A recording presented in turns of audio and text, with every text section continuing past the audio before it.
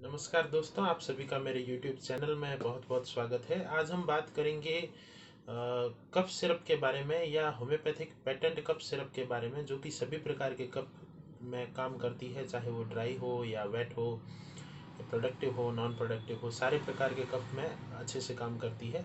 उसके बारे में बात करेंगे, तो चलिए शुरू करते हैं।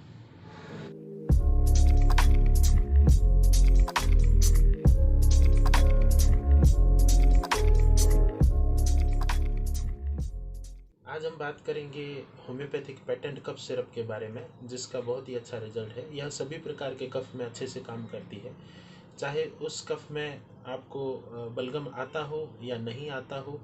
दोनों प्रकार में, एलर्जिक ब्रोंकाइटिस में भी अच्छा काम करती है।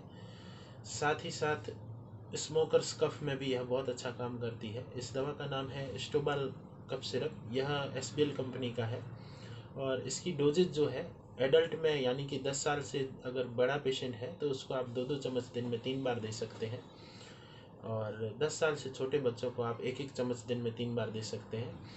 अगर सीवियरिटी ज़्यादा है तो आप मेडिसिन की फ्रिक्वेंसी भी बढ़ा सकते हैं।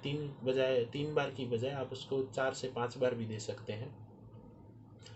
यह दवा ओल्ड एज में भी बहुत अच्छा काम करती है। बुजुर्गों में अगर कफ लंबे टाइम से बना हुआ है और खांसी जा नहीं रही है, तो इस दवा का आप उपयोग करें, बहुत ही अच्छा लाभ मिलेगा।